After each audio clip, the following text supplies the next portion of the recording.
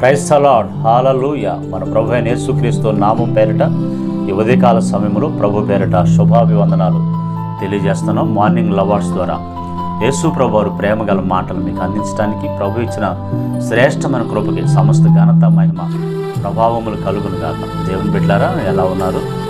దేవుని కృప తోడుగా మీ ఆత్మీయ జీవితం ఫలిస్తూ అభివృద్ధి చెందుతూ విస్తరిస్తూ ఉన్నదని నేను అనుకుంటూ ఉన్నాను. ఇంకా కొంతమంది రక్షించబడతారు కానీ ఎదుగుదల లేని, ఆత్మీయ స్థితి లేని పరిస్థితిలో ఉంటారు. ఫలాలు లేని పరిస్థితులు అనుభవిస్తూ ఉంటారు కొంతమంది. కొలసీలో ఉన్నటువంటి పత్రికలో అపోస్తలుడైన పౌలు 2వ అధ్యాయము 6-7 వచనాల్లో ఒక మాట చెబుతారు.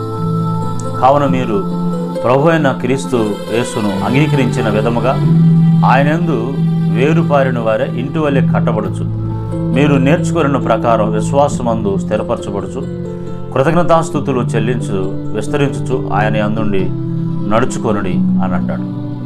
ఈ కొలసీ పత్రికలో ఉన్నటువంటి సంఘంతో మాట్లాడుతున్నటువంటి మాట ఏంటంటే, మీరు క్రీస్తునందు అంగీకరించిన నాటి నుండి 3 విషయాలు: వేరుపారి, స్థిరపరచబడి, విస్తరించండి, క్రీస్తునందుండి నడుచుకోండి అని అంటాడు. వేరుపారాలి, స్థిరపడాలి, విస్తరించాలి. ఆత్మీయ జీవితం విస్తరించకుండా, వేరుపారకుండా, ఫలించకుండా అది పరలోకానికి తీసుకెళ్దాం. రక్షించబడిన నాటి నుండి మనం ఆత్మీయ స్థితిలో దినదినము అభివృద్ధి చెందాలి, దినదినము ఫలించాలి, దినదినము విస్తరించాలి. విస్తరించాలంటే నా ప్రియ దేవుని బిడ్డలారా, మన ఆత్మీయ జీవితం ఎలా ఉండాలంటే ఒక చిన్న ఉదాహరణ చెప్తాను. ఫ్లోరిడా అమెరికాలో శారా అనేటటువంటి ఒక స్త్రీ ఉండేది. ఆమెకి 2 పిల్లలు. ఒక రోజున వాళ్ళ మామగారు వాళ్ళ పొలంలో నుంచి బ్లాక్బెర్రీ ఒక కొమ్మను తీసుకొని వచ్చాడు. తీసుకొస్తే ఈ స్త్రీ వాళ్ళ చిన్న గార్డెన్, వాళ్ళ ఇంటి ముందు చిన్న గార్డెన్ ఉంటే ఆ గార్డెన్లో ఆ మొక్కను నాటడం జరిగింది. ఇకేం ఆలోచన చేస్తుంది, కళ్ళగంట ఉంది. కొద్ది రోజుల తర్వాత బ్లాక్బెర్రీ మంచి రసాలతో మంచి ఫలాలు కాస్తుంది. యూకేజీ, ఎల్కేజీ చదువుకుంటున్న నా బిడ్డలిద్దరికీ ఆ కాయలు పెట్టవచ్చు అని చెప్పేసి వాటి ఫలాల కోసం ఎదురు చూస్తా కొన్ని రోజులు గడిచిన తర్వాత ఆ కొమ్మని చూద్దామని చెప్పేసి వెళితే దూరం నుంచి చూస్తే ఆ కొమ్మ వేరుబారటం కానీ, కొమ్మలు రావటం కానీ, ఫలాలు కానీ ఏమీ కనిపించట్లేదు. ఏంటో తేడాగా ఉన్నట్టుంది ఈ కొమ్మ, ఎందుకని ఫలాలు ఏం కనిపించట్లేదని దగ్గరికి వెళ్ళి ఆ కొమ్మని అటు ఇటు ఊపి చూస్తే అది పైకి వచ్చేసింది. ఎందుకని అనంటే అది భూమిలో ఊరక మట్టి పెట్టి అట్ట నాటబడినట్లుగా, అంటే మట్టి పోసి పెట్టినట్లుగా, ఊరక పెట్టినట్లుగా ఉంది. ఎందుకని ఇలా జరిగింది అని ఆలోచన చేస్తే వాళ్ళ పిల్లలిద్దరూ ఆడుకుంటా దాన్ని ఎప్పుడూ పెరికేసి ఊరక భూమిలో పైన పెట్టి మట్టి పోసి పెట్టారు. అంటే అది పైన ఉంది, భూమిలోకి ఏరు తన్నలేదు, దానివల్ల కొమ్మలు రాలేదు, ఫలాలు లేవు. ఆలోచన చేశారా? మీ ఆత్మీయ జీవితం గురించి అర్థమైపోయిందని నేను అనుకుంటా ఉన్నాను. ఈరోజు మన ఆత్మీయ జీవితం కూడా ఇలాగనే నా ప్రియ దేవుని బిడ్డలారా, పైన మట్టి పోసి పెట్టినట్లుగా మన ఆత్మీయ జీవితం కూడా చాలామంది ఇలానే ఉంటుంది. అంటే కొన్నిసార్లు మనం బైబిల్ చదవకపోవటాన్ని బట్టి, ప్రార్థన చేసుకోపోవటాన్ని బట్టి, అంటే మనం ఏదో పనుల్లో పడి ప్రార్థన మర్చిపోతాం, బైబిల్ చదవటం మర్చిపోతాం. అలాంటప్పుడు మన ఆత్మీయ జీవితం భూమిలోకి వేరు తన్నదు, స్థిరంగా ఉండదు. భూమిలోకి వేరు తన్నాలంటే బలమైన ప్రార్థన, బలమైన వాక్య ధ్యానం, ఆత్మీయ జీవితం ఉండాలి.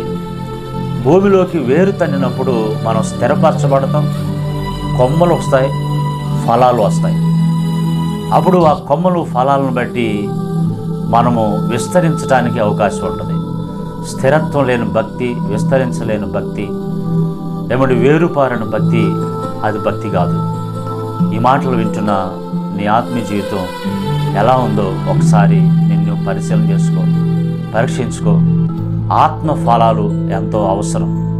ఈ కొలసీలో ఉన్న సంఘం స్థిరపరచబడి వేరుపారి విస్తరిస్తూ ఫలిస్తూ ఉన్నట్టు అనుభవాన్ని సూచిస్తూ ఉంది.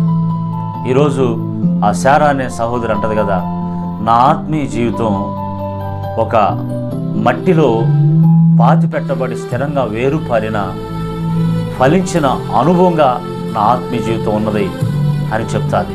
నా ప్రియ దేవుని బిడ్డ, ఈరోజు నువ్వు ఎలా ఉన్నావు? మరి వాక్యమనే మట్టిలో పాతి పెట్టబడ్డావా? వాక్యమనే భూమిలోకి నీ ఏరు తన్నబడిందా? శాఖలుగా కొమ్మలుగా విభజించబడ్డావా? విస్తరించావా? శాఖలారా పరిచర్య కూడా విస్తరించాలి.